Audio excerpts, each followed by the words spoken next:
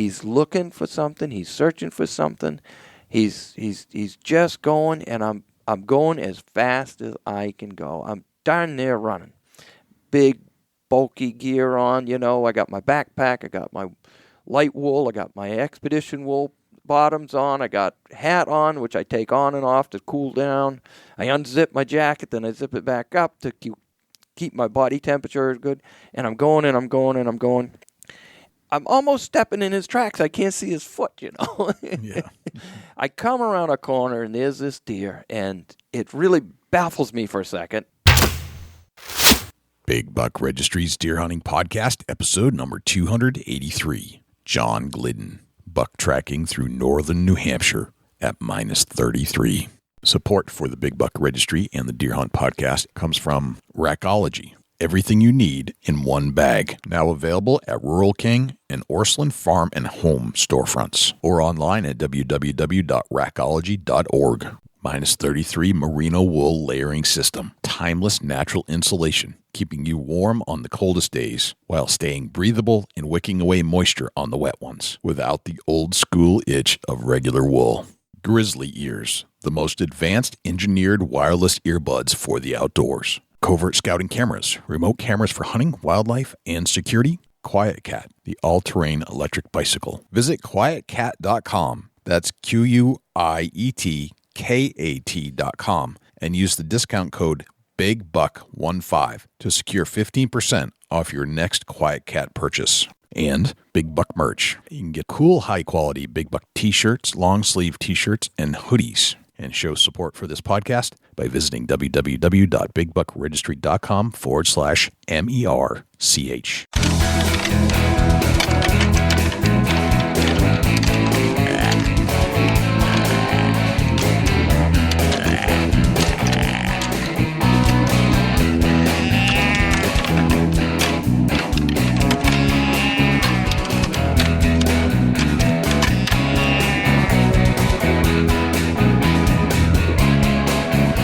Big Buck Registry is a virtual museum of hunting stories. We preserve a piece of Americana by interviewing and recording hunters about their hunts and experiences from across the country.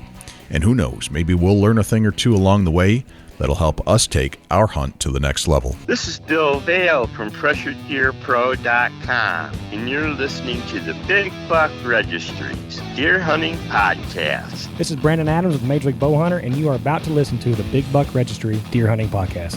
Hey, this is Hal Blood from Big Woods Bucks, and you're about to push play on my favorite podcast, the Big Buck Registry.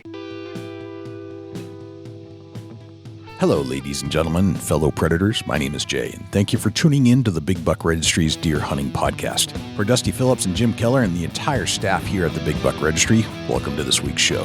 There are a couple things I'd like you to do for us if you could. If you would, please check us out on iTunes, subscribe, and leave us a review.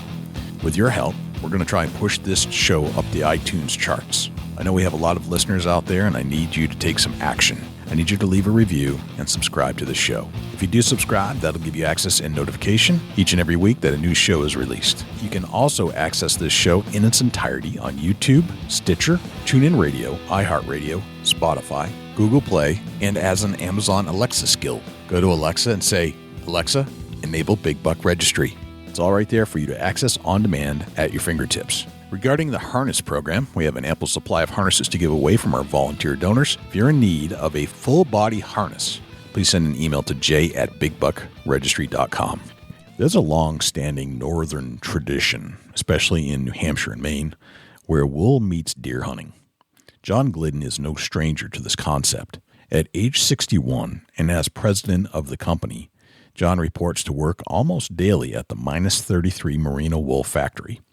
John prefers tracking the bucks of New Hampshire in the fallen snow over just about any other form of hunting, and developed the woolen company out of a need and desire to stay warm in the cold mountains of New Hampshire. We'll get to our entire interview with John Glidden in just one moment, but before we do, let's hear from our friends at Rackology, -33 Merino Wool Products, and Jim Keller with the Deer News. Hey, it's Eric Fitzgerald here with Rackology. Wanted to visit you briefly about one of the most exciting products that we got in the market with Rackology. This is our food plot fertilizer. You can supplement your deer right through your food plot with this product. This is not your normal NPK. This has got so many goodies in this bag. Basically what it does is it makes your soil work for you so you can get by with just using fertilizer like this and not a lot of synthetics. If you want a good food plot and you want deer coming in and healthy plants, look at the food plot fertilizer through Rackology. Check us out at rackology.org. Thanks for tuning in.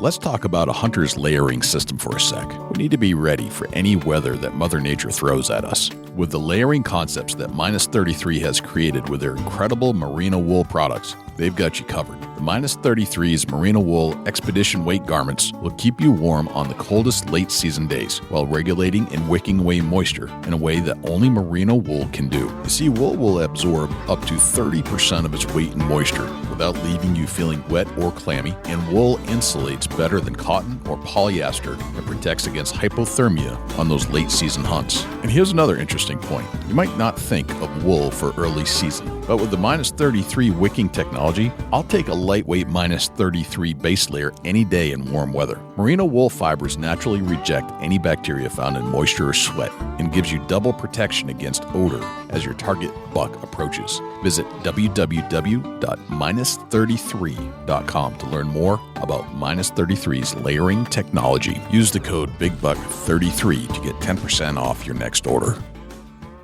Now here's Jim Keller with the deer news. Our first story this week: Colorado man uses pocket knife to fight off mountain lion. This story is from the CBS News website and was reported by Christopher Brito.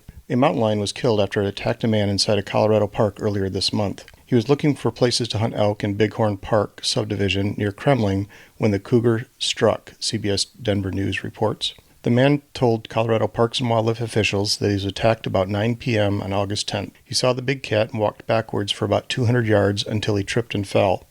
According to the wildlife officials, the cougar pounced and scratched the man's legs. However, the man grabbed his pocket knife and stabbed the mountain lion before he was able to get away. Wildlife officials tracked down the mountain lion the next day and killed it. The cat was acting aggressively when officials found it instead of running away. A necropsy revealed that the mountain lion only had grass in his stomach and was likely hungry. Otherwise, the young adult male was in good condition. Mike Porras with Colorado Parks and Wildlife told CBS Denver that the man did everything right when he encountered the mountain lion, especially walking backwards slowly. Porras urged anyone who may come into contact with the mountain lion to never turn around and run. Instead, stay facing the animal and slowly back away. Michigan men fined thousands for poaching Canada geese and ducks. This story is from the Fox News website and was reported by Garen Keith Gaynor. A group of poachers in Michigan is facing thousands in fines for illegally taking Canada geese and mallard ducks. A new Baltimore court ordered 8 men to pay a total of $18,500 or $2,312.50 per person for the 2018 hunting offense. The men pleaded guilty to taking geese beyond their bag limits and failing to retrieve shot game, which is illegal, reports the Detroit Free Press. Michigan bag limits for Canada geese are 3 per person. The group instead took 33 geese in total. An anonymous tip was reportedly submitted to Michigan's Department of Natural Resources about the poaching incident, complaining of a large number of geese being dumped at a private pond. Officials said they apprehended the alleged poachers after watching them shoot 20 geese, place some of them in the bed of a pickup truck, and continue hunting. The group initially denied taking more than the limit, but eventually admitted to hiding 12 geese and gathering 21 more near their hunting blind. This was an important case that required a lot of follow-up in court, DNR Law Enforcement Division Chief Gary Hagler said in a statement. Southeast Michigan is an important waterfowl resource to the state and region. I commend the anonymous tipster who reported this complaint. Because of good citizens like this, our officers can help preserve the game for deserving, fair hunters. Massachusetts resident contracts rare tick-borne illness that can cause brain infection and death. This story is from the Fox News website and reported by Madeline Farber. A Massachusetts resident has contracted a rare but potentially deadly tick-borne illness, officials in the town of Maynard, where the patient lives, announced this week. Maynard Town Administrator Greg Johnson and the Maynard Public Health Division announced Wednesday that the resident, whom they did not identify, was diagnosed with Powassan encephalitis disease, more commonly referred to as Powassan virus. Officials did not say when the resident was diagnosed or where he or she possibly contracted the virus. Powassan virus, which belongs to a group of viruses that can cause infection of the brain, known as encephalitis, or the membranes around the brain and spinal cord, which is meningitis, according to the Centers for Disease Control and Prevention, is typically spread to humans after they're bitten by an infected woodchuck or deer tick. The federal agency says those who live or work near brushy or woody areas are more likely to be exposed to potentially infected ticks. Those infected with the virus typically experience fever, headache, vomiting, weakness, confusion, seizures, and memory loss. Patients often need support, breathing, and treatment for swelling around the brain, but there is no medicine to treat the virus, nor is there a vaccine to prevent it. About 10% of cases result in death, the CDC says. Powassan virus is rare, with an average of 7 cases reported each year in the U.S. Most cases of the virus, which was first discovered in Powassan, Ontario in 1958, have occurred in the Northeast and Great Lakes areas of the U.S. Study: More elk killed by cougars than by wolves in Idaho. This story is from the Outdoor News website. More elk are being killed by cougars than by wolves in Idaho, a study by the State Department of Fish and Game has found. The study found that wolves accounted for 32% of adult female elk deaths and 28% of elk calf deaths, while cougars accounted for 35% of adult female elk deaths and 45% of elk calf deaths. The study also found that food availability and the severity of winter was the most important factor for elk calf survival. The study, published earlier this year in the Journal of Wildlife Management, examined 15 years of data.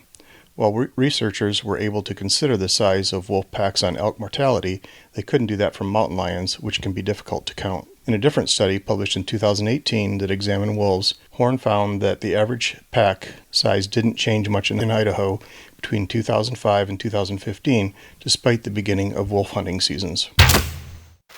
That concludes this week's edition of the Big Buck Registry Deer News. Special thanks to Daniel Applebaum for leads on the stories this week. For links to the stories featured this week, please check our show notes at www.bigbuckregistry.com. If you have any ideas for future topics or have any questions about any of these topics, please email me at jim@bigbuckregistry.com. For the Big Buck Registry, this is Jim Keller with the Deer News. Thanks to Jim Keller for the Deer News. Without further ado, here is John Glidden. John Glidden, welcome to the Big Buck Registry Deer Hunting Podcast. How are you, buddy? I'm doing just absolutely wonderful, Jay. Absolutely wonderful. It's great to have you here. You know, I'm very excited to be in your plant here because we've talked about it. You guys have been a sponsor of the podcast for a while, and we've talked about the things that occur here. Now I've got to see it. I've got to see the socks being made before my very eyes. And I don't know, not a lot of people know how socks are made. And I got to see it firsthand. Yeah. Isn't it something? It's more complicated than just it's whipping them out. Fascinating. Yeah. I mean, how many socks have you bought over the years? And you're like, I never gave one thought to how these things were produced. Yeah. Yeah. It's and we're still learning here. We're still learning and right. whatnot. But it's a lot of fun to make socks, I tell you. Well, you're located here in Ahsland, New Hampshire. Not a lot of people know where Ahsland is. It's just a few miles north of the city of Concord, which is the capital, and up by Plymouth, and kind of tucked away down on the back road of Ahsland, New Hampshire. So let's talk about some of your background, John. Are you from Ahsland originally, or what's your backstory? So I grew up in Ahsland, and my father did also, and his father moved up here in the 1920s, so kind of been based here. I immigrated to Holderness, the next town over, 30 years ago, but basically I've lived here all my life. Immigrated. To hold it, the next town over. The next town over, all yeah. Right. You have this great accent. You've got a great New Englander accent. Anybody ever tell you that? I got a funny accent, and it's partly due to my wife. Okay. So I went on a salmon fishing trip up in Newfoundland, Canada. Yeah. And I like to tell people I got hung up on a back cast and eventually brought this Newfie girl down to be my wife, and she had a real strong accent. And when you live with somebody for almost 40 years, you tend to pick up some of that lingo. So some of this accent is the Newfie accent. Okay.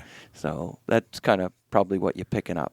Gotcha. Yeah. Gotcha. Yeah. What's your hunting background? Did you hunt as a kid? Always. Okay. When we were little kids, I got 3 sisters, and I'm the only boy, and all born within 4 years, typical family, in the 1950s. And my father would throw us all on a sled and grab his shotgun and the beagle and drag us all up in the woods and go take us hunting, Gotcha. Were you rabbit hunting? That'd be rabbit hunting, yeah. And then deer hunting and bird hunting and just everything just kind of... It's part of your household. Yeah. Oh, yeah. Yeah, that's what we did. Yeah. And so was it like entertainment or did you need it for like sustenance? No, we didn't need it for sustenance. Okay. That's for sure. I was quite fortunate as far as that goes. But it was just what you did. And everybody did the same thing. All my buddies, all my, the guys I hung around with, everybody was hunting, That's back when the baby boomers were there, Okay. We're a dying breed, Yeah, it's not what it was. Yeah. What year was that? Oh, boy. Let's see, I was born in 1955. I shot my first deer when I was 9 years old with a Ruger 44 carbine. Okay. I can remember it as if it happened yesterday, leaning on a stone wall. Dad was off driving the deer by me, and I can remember this deer came, jumped the stone wall, stopped. I fired twice. Once struck my animal. The second one damn near killed a blue jay about 100 yards above it. So you say deer drive, this is like a quintessential New Hampshire style hunting. Like back then, it's like there was a lot of deer drives that were done. Yeah. Like a family group would often get a certain number of people to push a few people through an area, and you would have some gunners on the other side of this piece. Yeah. And it sounds like that's how you grew up. That was it, but in this case, it was just the two of us. Okay. Dad stuck me on a piece of stone wall where he thought the deer would come by, made a loop around, and sent me a deer. Dad was a good hunter, too. Oh, yes. He had hunted all his life and hunted with his brother and his dad. And, it was just everybody hunted. That's awesome. Yeah. So, but it does tell me a lot about like your dad, and he knew where to put you.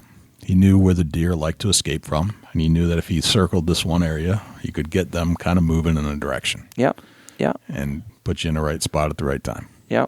He did a great What else job. did your dad teach you back then? Oh boy, I'm sure he taught a lot about life. A lot about life and a lot of things over time. I'm thinking back now in my childhood, but boy, just everything. I mean, what does a dad teach you? Let's talk about some of the deer hunting strategies. Like you knew that you were going to sit on that stone wall that day, but what did he teach you about the deer hunting aspects? Because two guys hunting for deer. And I've heard some great stories. And I've heard a lot of great stories from New Hampshire hunters in particular, how they're using a two-man system, getting ahead of where the deer are going to go. And there's usually a trailer and a gunner. And you're always ready to shoot, of course. But I'm hearing stories about people that are able to move them. We're not talking about just a small piece. We're talking about quarter mile away, where the deer will end up. We quite often hunted as a team. If there was snow, somebody'd be on the track and somebody'd be to the right or the left. Okay.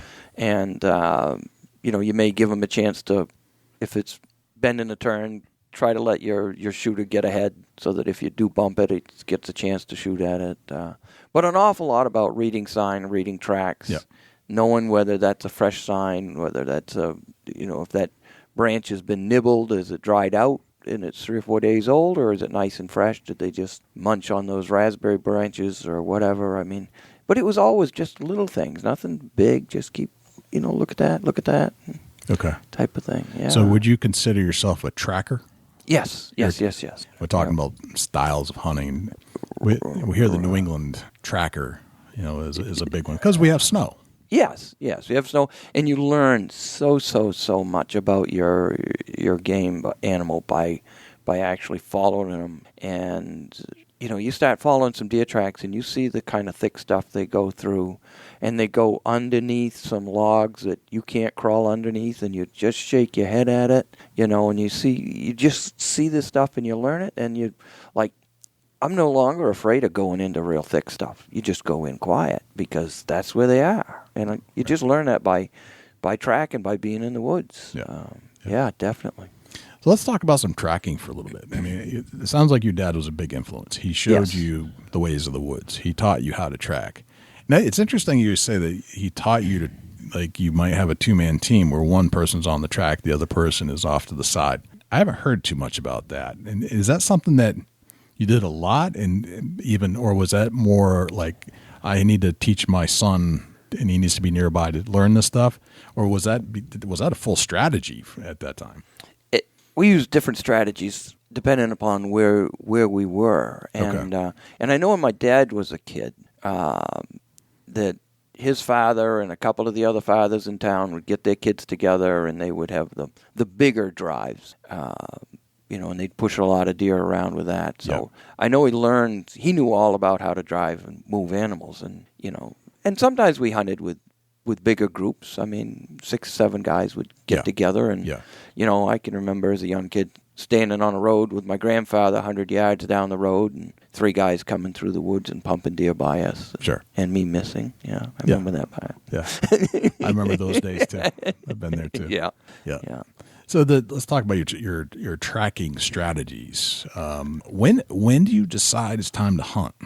Okay, so that's kind of the inside. You just got to do it. But if I'm on a track, let's say we got 4 inches of fresh snow when I'm up in Pittsburgh, where I'm not worried about another hunter really cutting me off or whatever. So I got all the time in the world. I got till dark, and it's just the morning. I'll follow tracks, and usually you start out with some small tracks, but you're looking for a big track. So you just start small, following them, and usually wherever deer are going, they're going towards some more deer, or there was some more beds, or they're circling back around and whatnot.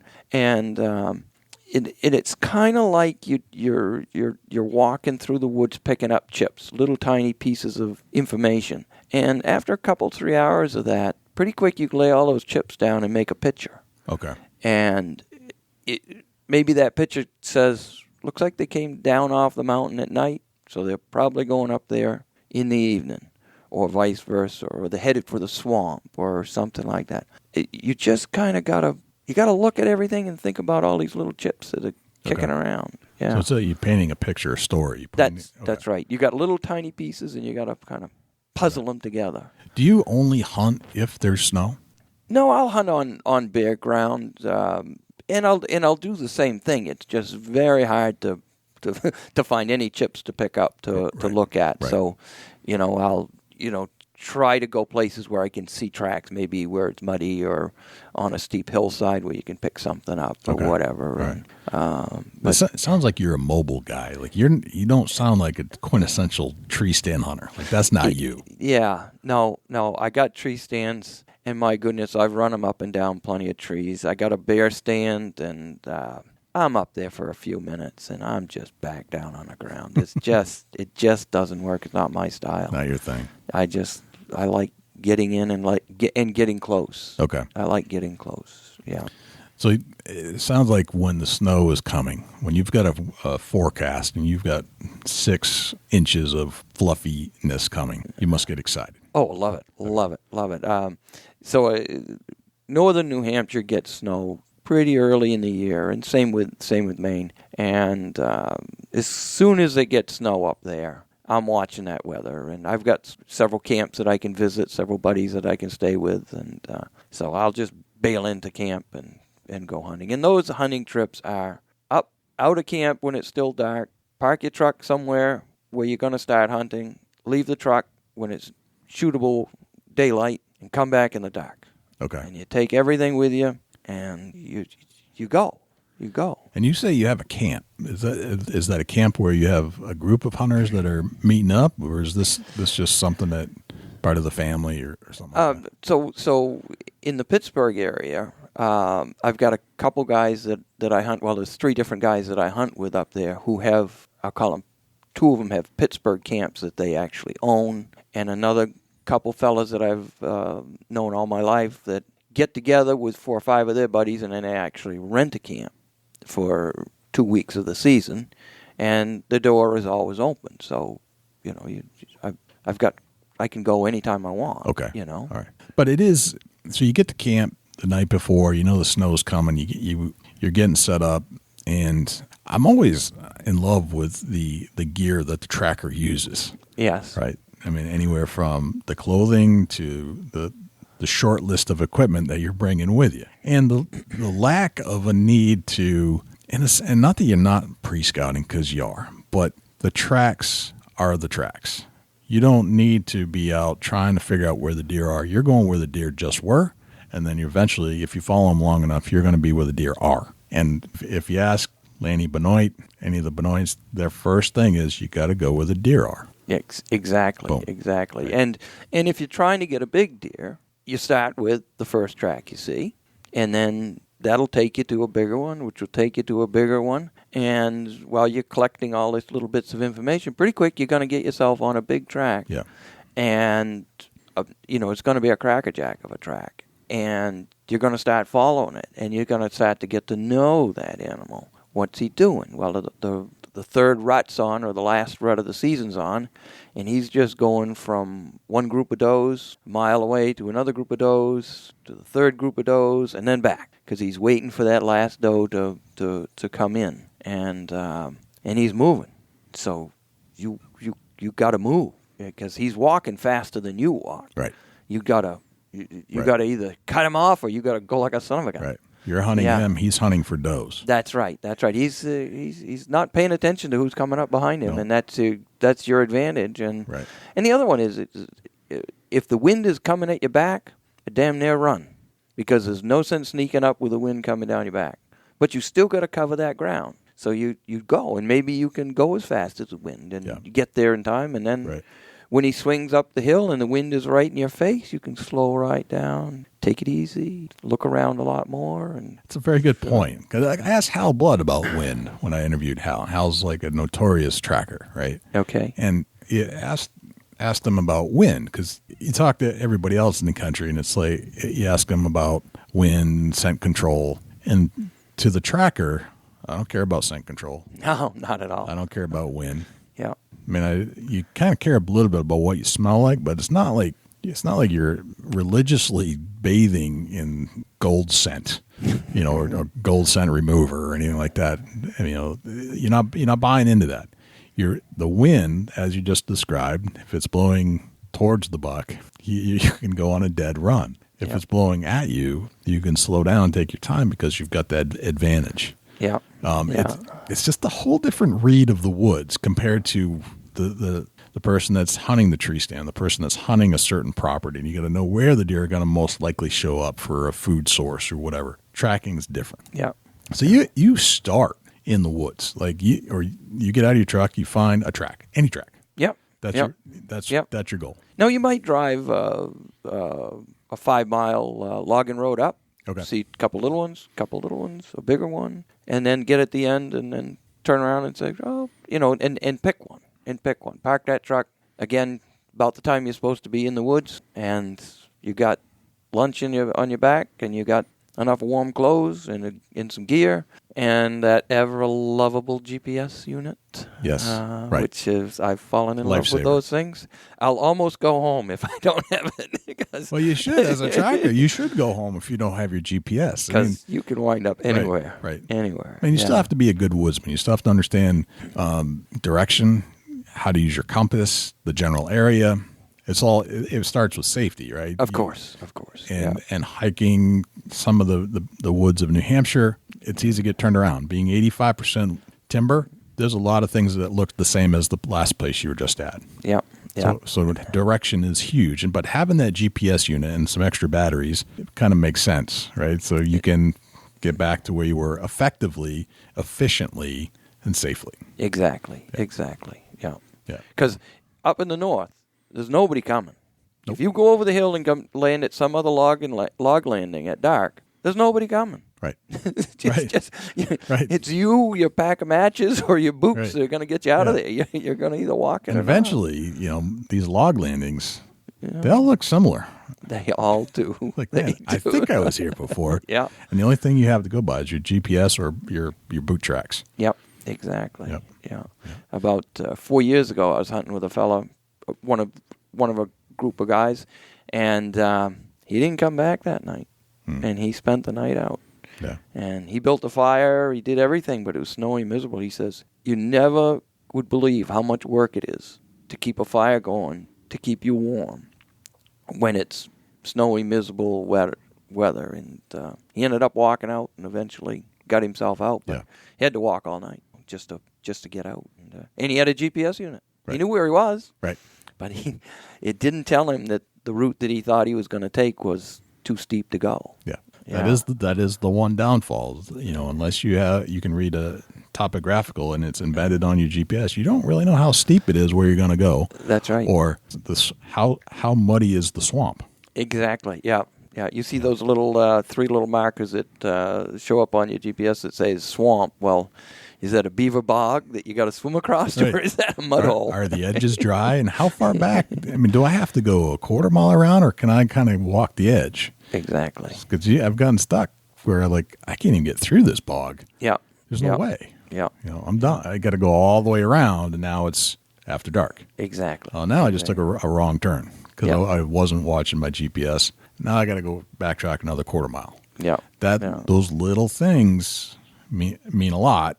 Yeah. You got to know it's solid. It's not like you're just walking 200 yards to a tree stand and coming back out. That's right. You could be miles. Yeah. Yeah. Yeah. It looks like you're in pretty good shape. Well, if you're going to do this kind of hunting, you got to be in shape. Yeah. I mean, I'm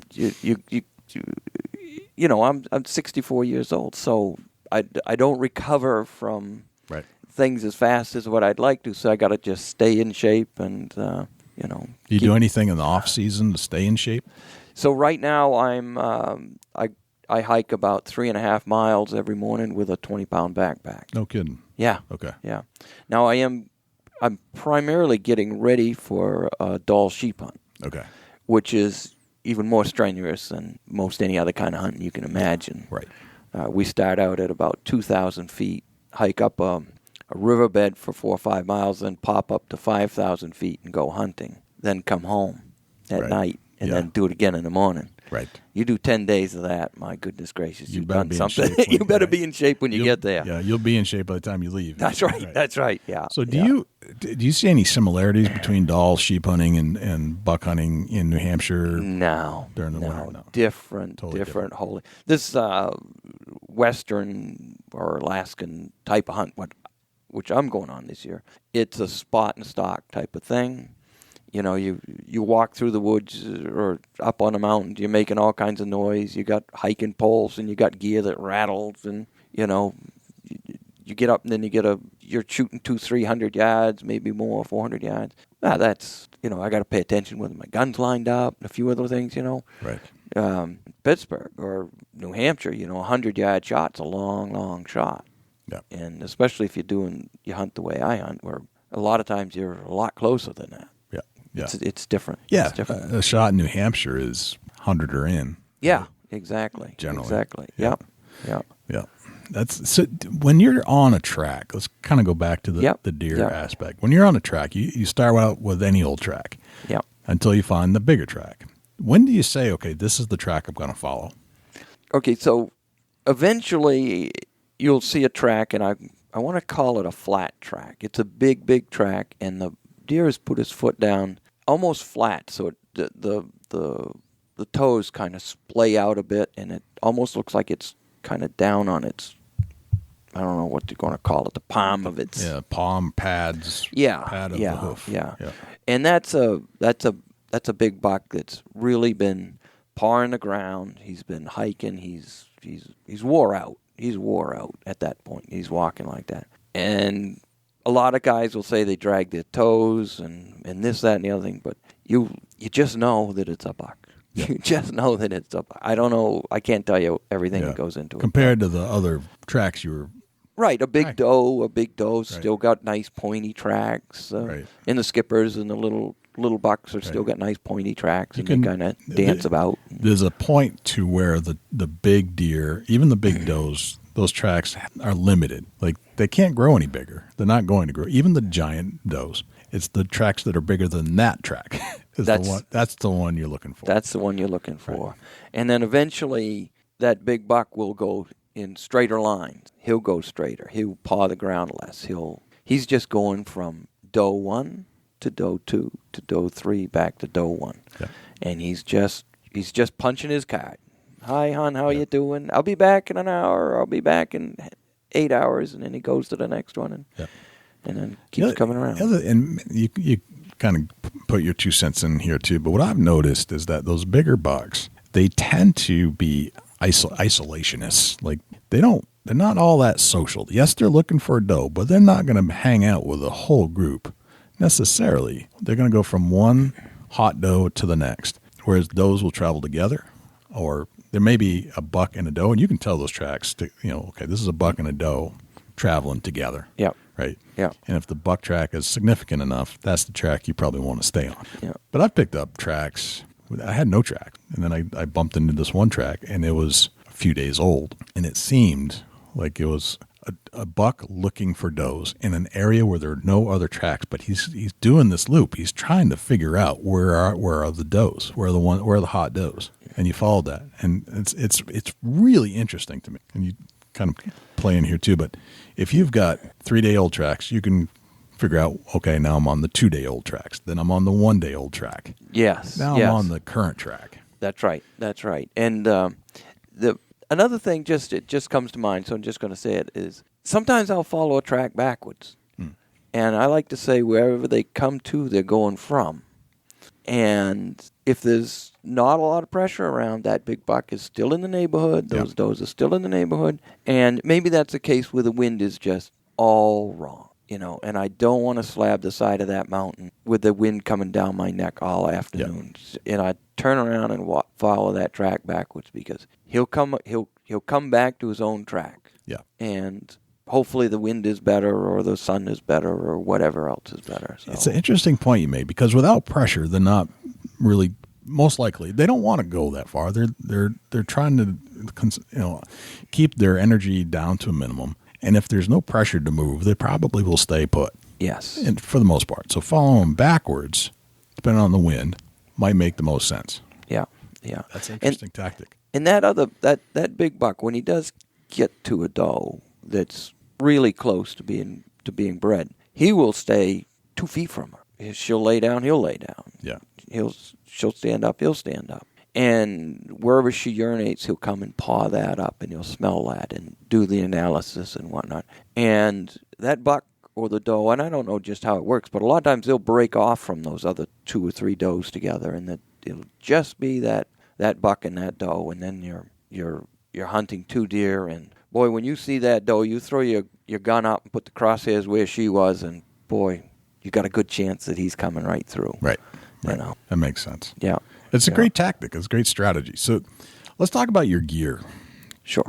As a tracker, you have a different itinerary and a different checklist of things you're hunting with. What do you hunt with? Let's start with your clothing. Okay, so I'm now a big fan of rubber boots. Okay.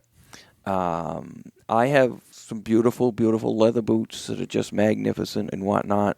And I've watched deer come walking along, come to my track, stick their nose in my boot, and turn and fly away before I could get a shot. And they picked up that scent off that leather boot. Either the treatment I put on it or my fingers soaked in, my sweat got into it or something like that. So I'm a big rubber boot fan, even though I don't get as much ankle support from a rubber boot as what I'd like to get. Of course, I'm a big fan of wool. Of course, we're going to talk about more about that. Absolutely. And then I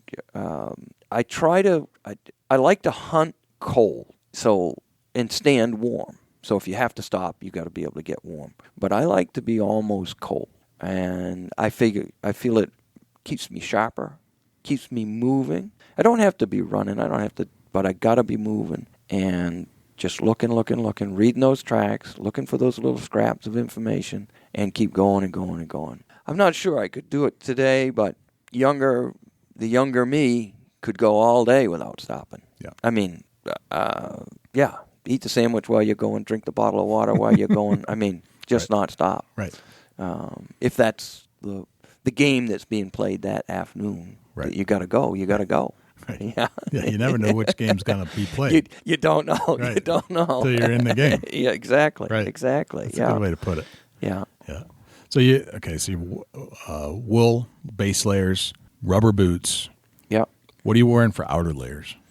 Okay, so I'm wearing generally a wool shirt, a heavy wool shirt, or a wool hoodie, and I usually hunt with an orange vest of some nature, even in New Hampshire. But I don't think that bothers the deer very much. And when you're out and about with more hunters in the woods, possibly, I think a little extra cover there.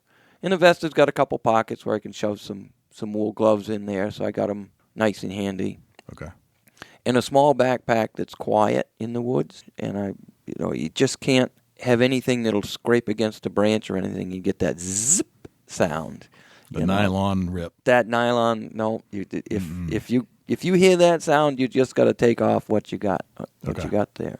All right. And in fact, I've gone, when I really get close, I've taken almost all my gear off, made a pile. Really? Take my watch off, take a gun strap off, strip right down, and really creep and crawl if I got to just to be as quiet as you can. As quiet as possible. Okay. Yeah. All right. Yeah. All right. What about the what's in the backpack? Or is it a backpack? Yeah. It's just a little backpack. It's pretty narrow and right. it's a polar fleecy type of thing. Yeah. Some kind of synthetic piece of crap. Okay. All right. So if it's really cold, sometimes I will take a small little stove with me. One of those little alcohol stoves that's about as big as a teacup, I guess. Yep. And a cup, something I can boil some water in, and I can have I could take a thing of oatmeal, a thing of chicken noodle soup, and a thing of hot chocolate with me. Yep. And I'll do that. I'll stop and have something to eat just to give myself a break. Yep. And that's kind of a forced break because you got to wait till the darn water boils. Right. And then just kind of get re-energized and, and then just maybe a sandwich, some kind of a juice of some nature. It's got some sugar in it, something you get a little kick out of. Yep. A bottle of water, and that's about it. Yep. That's about it. Any other gear? I mean, okay, GPS? the GPS I carry. I'm now hunting with a replaceable blade knife, so I carry that instead of my big buck knife, which I've had forever. My 102 buck knife. That's a great big old thing. Yeah. So without the buck knife, I don't need the sharpening stone. So those two things get left off. So that's something I don't have to lug. Right. Most of my hunting is done with a Ruger No. 1. Okay. 30-06. Yep. Which is a war club. It's a big old heavy gun. Mm-hmm. And in fact, I'm in the process of hunting with a lighter gun now. Yep. But a lot of my hunting is a single shot gun. And when you hunt with a single shot gun, if you got 5 bullets with you, that's all you need. So you don't have to lug these extra clips and all that stuff. We're just not going to shoot a lot. Yeah. We're going to one shot, maybe a second shot. That's it. It sounds like you're reducing the weight that you used to carry. I am definitely reducing the weight. Okay. Like I say, I'm not getting any younger, and I want to go faster than ever. I don't know what it is, but I I really enjoy going, really putting the boots to work and going. Yeah. And gotcha. Yeah. Let's take a little break, and when we come back, we'll pick up where we left off with John Glidden from -33. Rackology Deer Supplement and Attractant, developed through years of intense scientific research, comes a product that puts it all in one bag. Superior attractant, scientifically formulated vitamins and minerals, and all at a much better price. To get yours today, please check out rackology.org for a list of dealers. Rackology, how can you afford not to use it? Everything deer need, all in one bag. And now back to our conversation with John Glidden from -33. So let's talk about the wool. Sure. Some more. You said you like to use wool. You're a wool guy. Yeah. Which is classic, like quintessential tracker kind of guy. Yeah. You have a business. You're a sponsor of the show, -33 Merino. Yes. And you're the owner. How did you get into the wool business from being a hunter? Well, it's the family business. So my grandfather's uncle in 1916 bought the L.W. Packard woolen mill based in Ahsland, New Hampshire. Okay. And my grandfather came up to work with him, and then my father and myself, and recently my sons joined the company. So we've been in wool forever. And we used to have about 300 employees, manufactured a lot of men's and women's outerwear fabric, woven fabric. But we knew wool and understood the buying seasons, the qualities, the fineness, the grades, all about wool. And with the NAFTA, CAFTA, and all the giveaways of American labor overseas and whatnot, eventually in 2000 we closed the company. Okay. And moved some of it to either sold it off or moved some of it to China and did a bunch of different things. Yep. And at about the same time, around 2000, I had a friend who'd given me some 100% wool long underwear that was made in China. And at the time, I just put it on just because I thought that felt good and that'd help keep me warm in the winter and when I was hunting. And I got to really like the stuff. So I bought a bunch the next year, about $1,000 worth, and I gave half of it away to all my friends and said, try this out and tell me what you think of it. Try this out and tell me what you think of it. Yeah. A couple years later, we were branding it as Minus 33. And at that time, we had the Minus 33 brand. We were making snowmobile suits in China. Okay. And because I was a big snowmobiler, and I'm out in the winter all the time anyways. But within 4 or 5 years, we just kind of gave up on the snowmobile thing. It's too small a market and too finicky. And the weather, if it was a warm year, you'd just be stuck with all this stuff. Yeah, that's a good point. And then we just started growing the business, and that's how we got to where we are now. So it's kind of like the hiker group, and you've branched off into some of the hunter group, which in a lot of ways are the same thing. Yes. So our hiking group, hiking is be our number one clientele. Okay. And the hunting would be the second. And workwear, we sell a lot of product into the workwear industry. Yep. So those would be our three big ones, and that diversifies the business, so it helps protect it from major ups and downs in the market and stuff like that. Yep. This is just my own subjective opinion of wool, and I'm sure you'll share with us some of the other greater properties of wool. Sure. To me, there was just this one time, I can't tell you how many gloves I bought because I could never get my hands to stay at the right temperature. It seemed like they were either too cold or too wet. Yep. Or they'd be too hot or too cold, or they'd be warm but they'd be wet, and it drove me insane. Like I could never find the right glove. And just randomly, I just happened to pick up a pair of wool gloves. Sure. Big difference, eh? Yeah. I didn't think anything else. I was like, well, I guess I'll give this pair a shot. Because it's like, well, it wasn't given its credit. Yeah. Because they're selling all this synthetic stuff. Put that pair of gloves on, I will never not wear wool again. Because no matter what the temperature was, if I needed a pair of gloves and it was cold enough and I needed a pair of gloves, they didn't get too hot, they didn't get too cold, and it could be really cold and they still didn't get very cold. It was cool, but not cold. And my hands never was sweaty. Yeah. I never, even if they were wet. So to me, it like flicked a switch. Like, okay, there's something to this wool stuff. And thinking back to the trackers and the Hal Bloods of the world who wear wool, and they discuss that one of the reasons they wear wool is because it doesn't have any smell. Yeah. So there's a lot of different properties here. Let's talk about some of the properties of wool that you've recognized that aid you as a hunter. Well, the big one is the first one that you mentioned, is the fact that wool stays warm even when it's wet and soaking wet, wringing wet. Those that wool glove that you're talking about, if you happen to be hunting in the rain, you could take them off your hands, wring them out, put them back on, and you'll be warm. Maybe not as warm as you'd like, but it's versus a pair of synthetic or plastic gloves of some nature that just conduct all the body heat away from you. The wool doesn't do that. The wool fiber's got all kinds of little air bubbles in it, and air is a great insulator, and it just keeps you warm. In fact, if you get caught in a downpour and you're wearing wool, eventually you'll start steaming. Yeah. It'll steam steam your glasses up, right. And you're hiking, and that's why I wear wool when I go out for an all day hunt, because I don't know what the weather's going to be like. Right.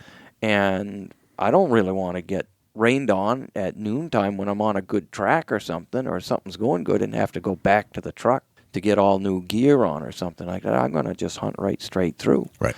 And the wool just keeps you warm. Yeah. And it's just and it's comfortable. Yeah. I got it, the odor resistance of wool is magnificent. The natural sweat, other odors that come from your body and whatnot get in the wool. The enzymes gobble stuff up and just neutralize those scents. So you can wear the same wool clothing for 3 or 4 days in a row and get sweaty every day, and it doesn't smell. Yeah. Take that cotton shirt you had on and throw it in the corner and get up in the morning, pick it up, about knock you off your feet. Yeah. Because all the enzymes and the stuff that's in the cotton is just causing all kinds of mold and growing stuff and everything, where wool just doesn't do it. Yeah. I've also noticed some of the other, we won't name their name, but a well-known outdoor manufacturer, some of their products, they're not cotton-based, they're not wool-based. I'm not exactly sure what it is, but that carries smell too. I've noticed because I've got some of that stuff I've had, and it does carry odor. Exactly. The synthetics, the nylons, the polyesters, and all of these things, they have a stickiness to them if you look right down close at the fiber.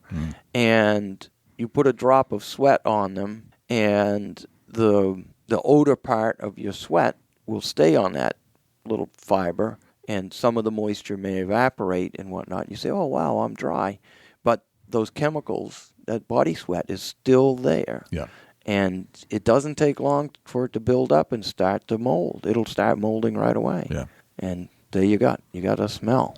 Isn't it fascinating that wool doesn't do that? Like, it really is. It's just Mother Nature's been developing this fiber for a few million years probably, and she got it down right. Right.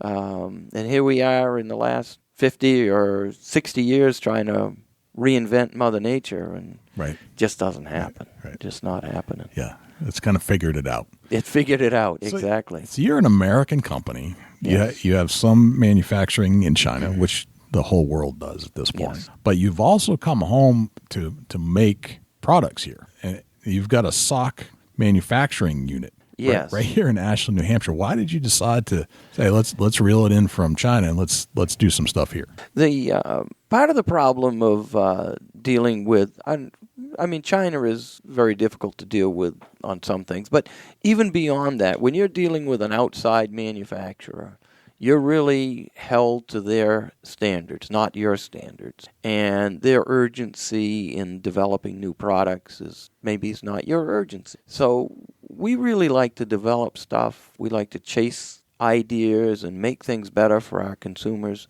And the sock world, we just couldn't get the stuff done quick enough and whatnot. So we put this small little sock making plant together, which could make all the socks that we sell.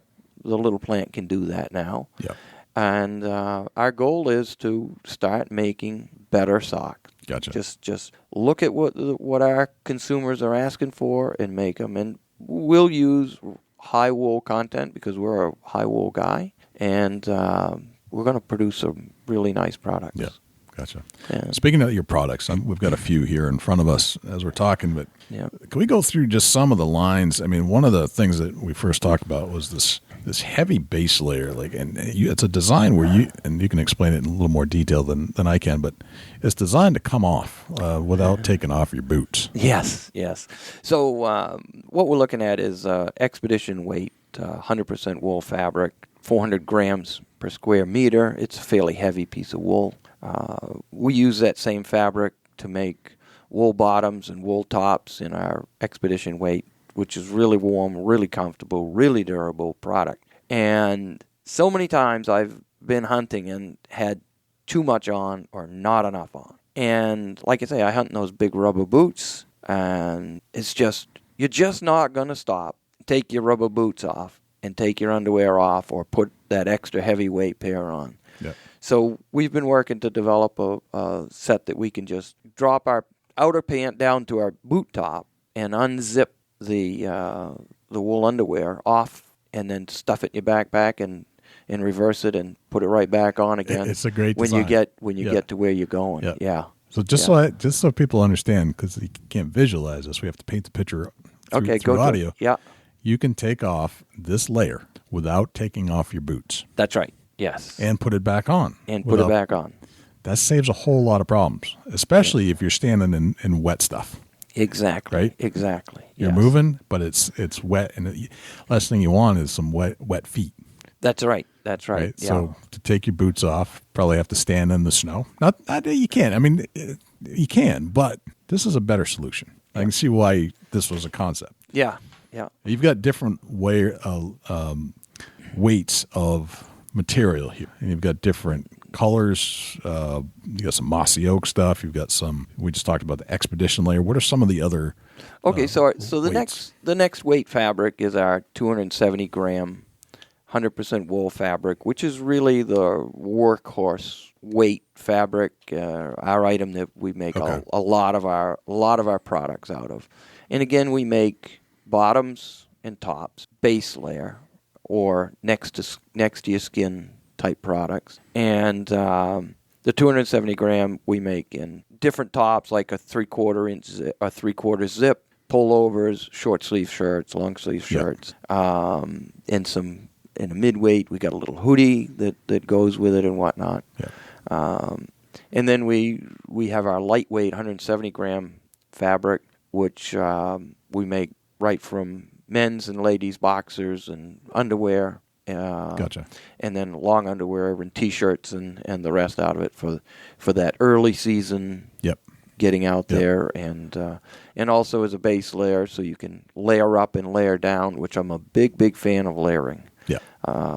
I no longer have my Johnson woolen 100-pound red and black jacket. That thing. They were heavy, weren't they? They were heavy. Oh my goodness gracious, were they heavy! And so I layer up and I layer down depending on the weather and the time, and So we've also recently added a more athletic product, which has got about 15% of synthetic. It's kind of got some stretch to it. It's it's made with a fancy yarn where we actually wrap the wool around a few filaments of nylon, so we get the strength of the synthetic, which is always good, and we get the comfort and the durability of the wool wrapped around the outside. And that's been a growing product for us. I'm real excited about that product. I mean, just because you have all the properties of wool, but you have the durability of nylon. Yes. Combining that together, phenomenal. Yeah, we're having a lot of fun with the product. And sometimes you want to have a little more stretch in something, and this gives us a little more stretch. It's going to make a great headband or a neck gaitery type of thing or something like that. And still it's lightweight. Face masky kind of thing. Sure. It's different. Just throwing some ideas out. Yeah. And we make that in 150 grams, which is even lighter.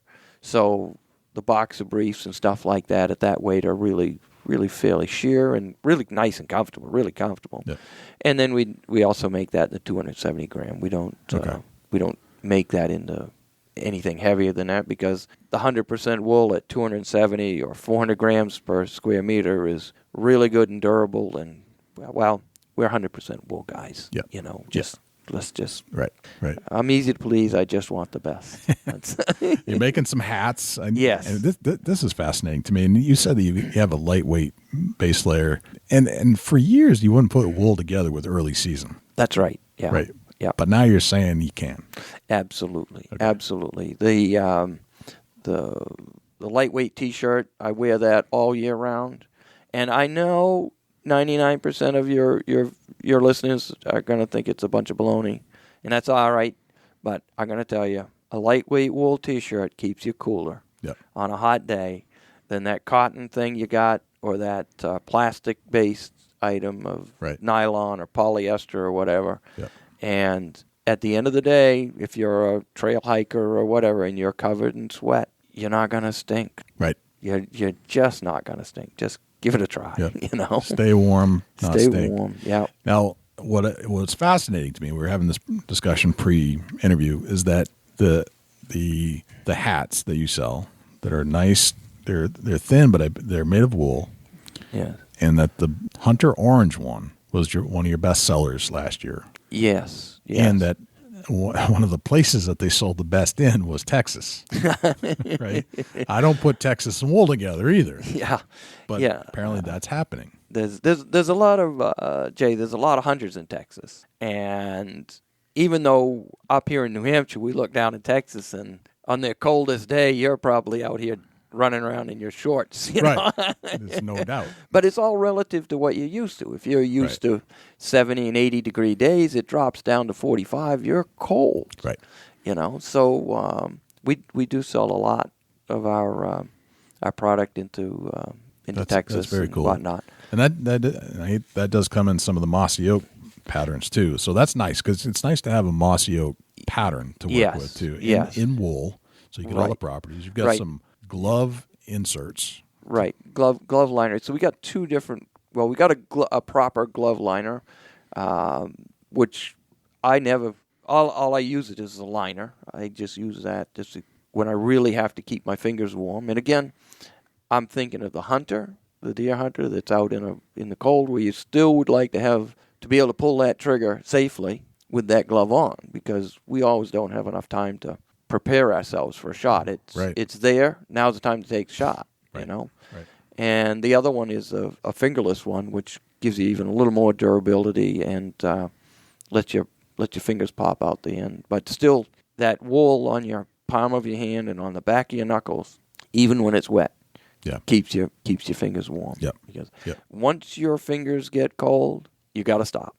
You got to stop, warm them, or go back to the truck. Right. Because you're done. Because we can put up with most anything, but if you can't handle that firearm or bow or whatever safely, you're done. It's all over. That's very true. Yeah. You're also making the socks. We talked about the socks production that we got the witness, and you have of different sizes of socks. Now, I don't know about you, but when I'm a rubber boot guy. Okay. I'm a rubber boot guy from early season all the way through late season. And the only thing that changes is the thickness of my sock. Okay, right? Sure. Early season, I like a really thin sock. Yeah. Later in the season, when I'm walking through snow or if I'm standing still for a while, I like a thicker wool sock. What are the varieties of socks that you're making? Okay, so just for where you're running boots, we've got two socks that we sell big into what you'd be looking for.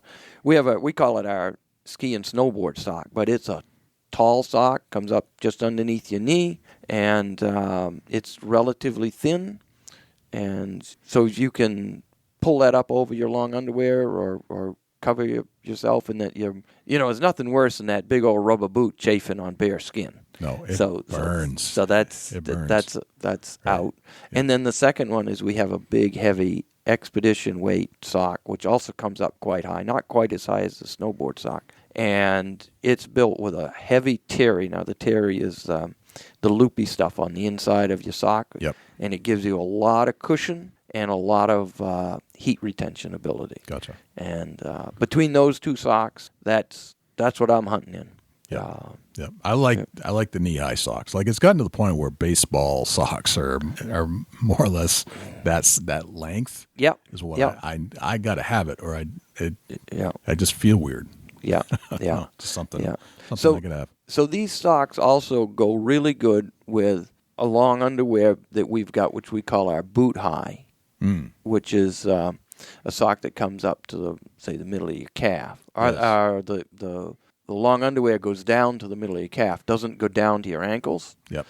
So you don't have all that bulky stuff inside your boot. Yep. It stops at the top of your boot, and then you bring these longer socks up over and grab hold of the bottom of that underwear, and you're good to go, because your foot's going to stay pretty warm in that boot.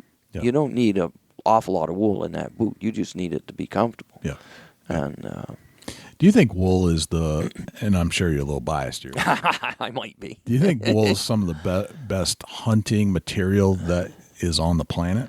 I can't even think of anything that comes close. Okay. Again, I'm going to mention again, I'm going on this Doll sheep hunt, and you get a list of stuff from these Alaskan guides and whatnot. And the first item on the list is no cotton. They won't let you even bring it. Isn't that interesting? No cotton. And, so just don't take any cotton into the woods. It'll kill you. Right. Or could kill you, No, there's nothing that even comes close to wool. Right. It's if you can afford it, that's what you should have. Yep. Right. If cost becomes a problem, then go with something that's 50% wool. Yeah. But get some wool in there, and the other market, and I just want to mention it. We do sell quite a bit of our product into the workwear market, and if you're a lineman or a welder or work around electricity or hot stuff, wool doesn't melt. And I don't know if you've ever melted a ski jacket onto your hand or your shoelaces when you tried to melt them off and you just decided to roll the tip of that thing up. Mm-hmm.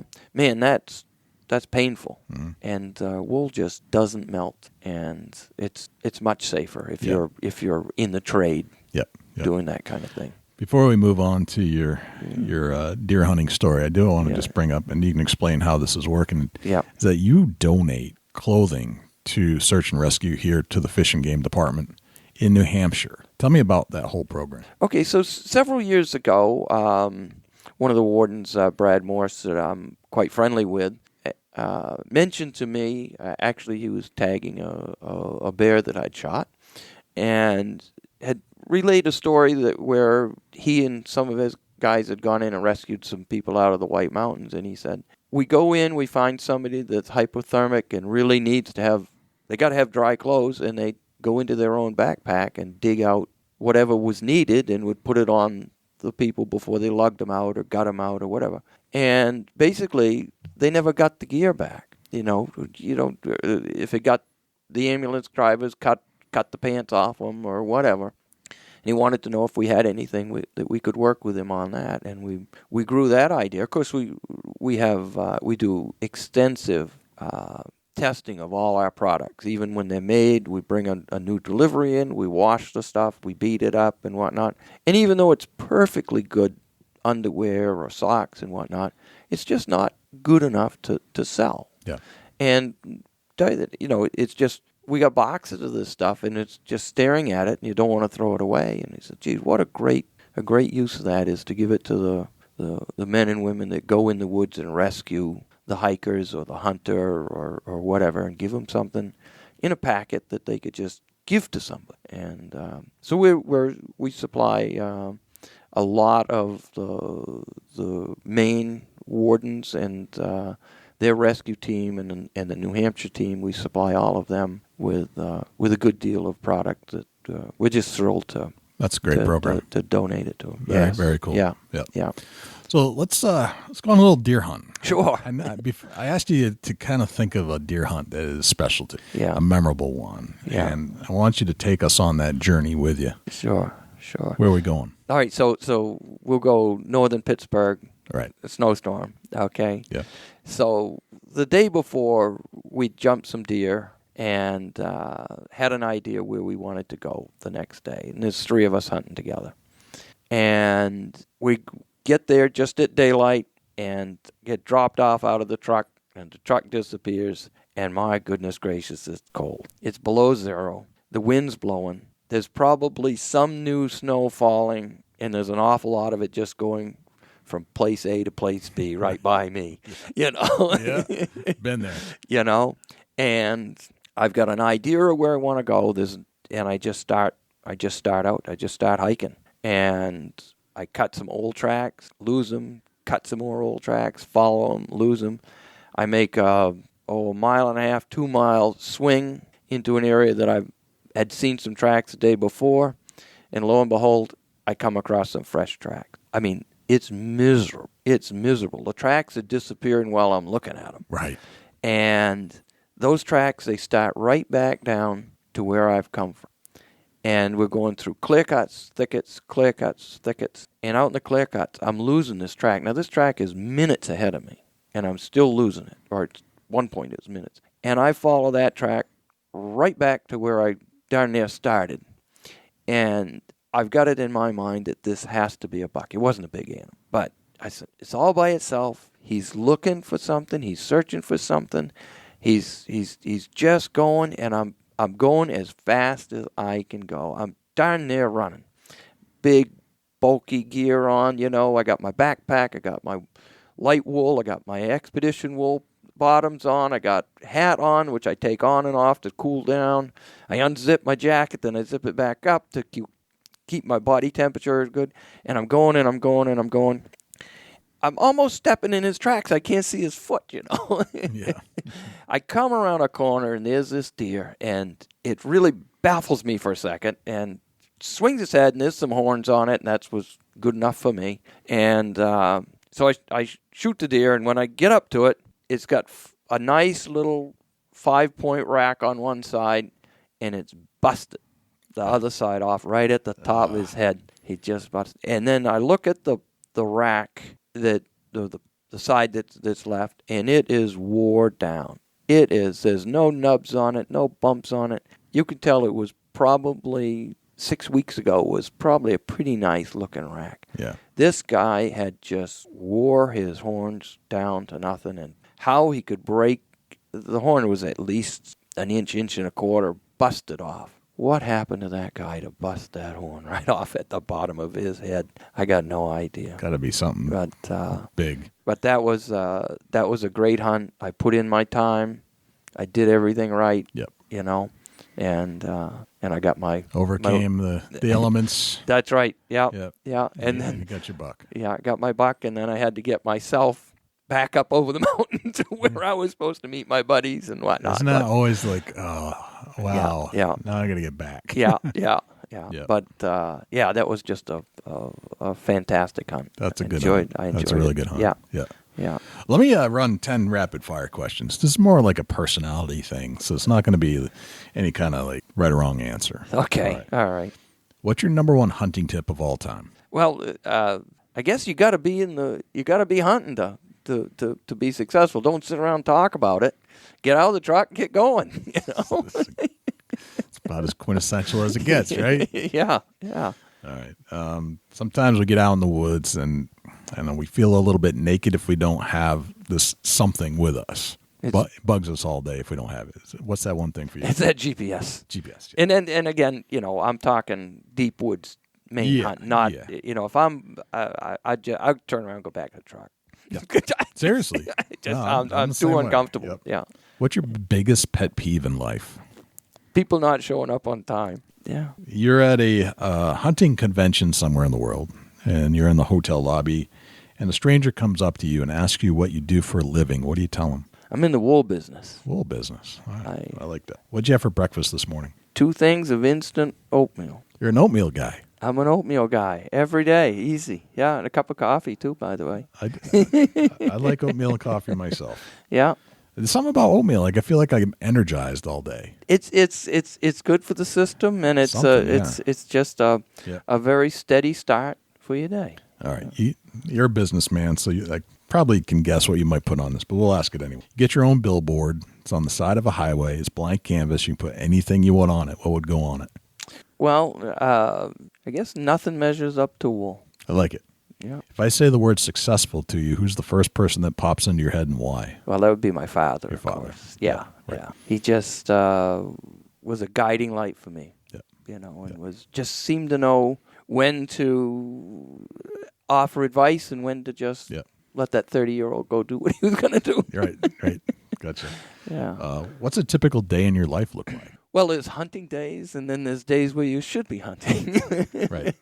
But yeah, let's start with a typical day. I mean, for the last few months, I usually start out in the morning with a 3.5-mile hike with usually a backpack on to stay in shape. What time does that start? Around 6 o'clock. So Okay. I hike from 6 to 7, something like that. Come to work between 7:30 and 8 o'clock. I work a regular day. Yeah.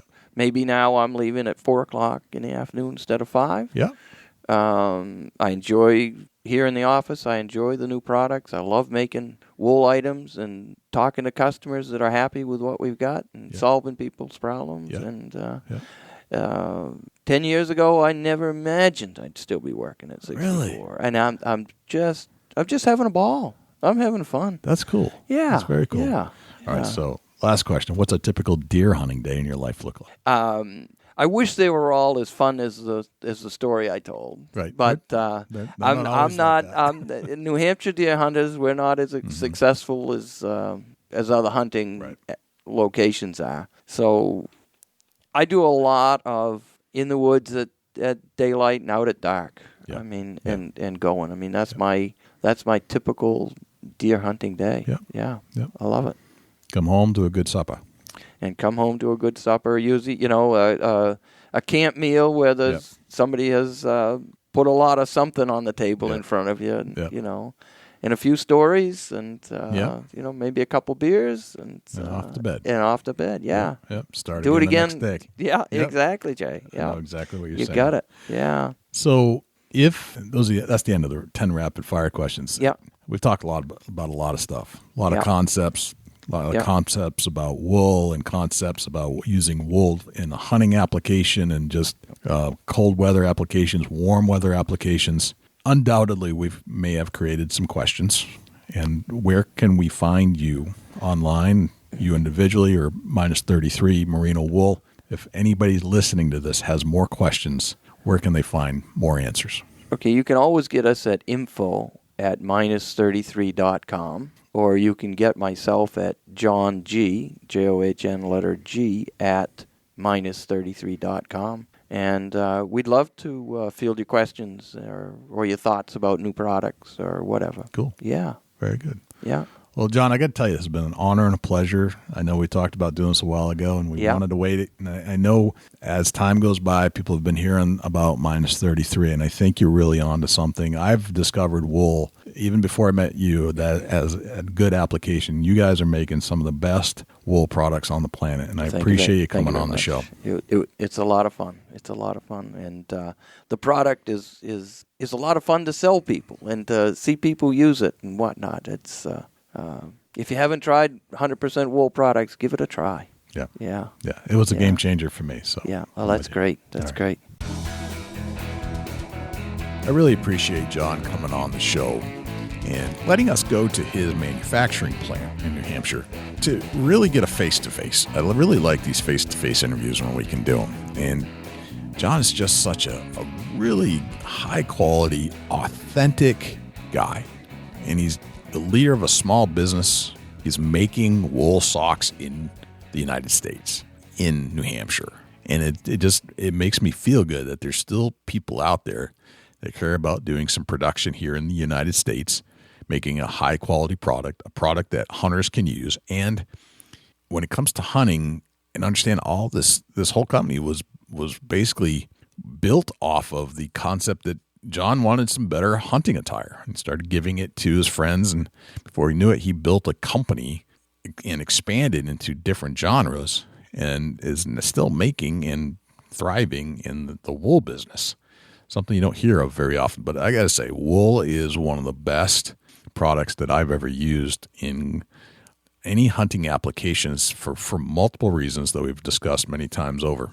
But John is really authentic. He's a hardcore hunter at age 61. He's still out hunting in New Hampshire as a tracker. That's not easy to do. He's hunting the mountains, and you got to be in shape. So you got to have this physical and mental strength to do that.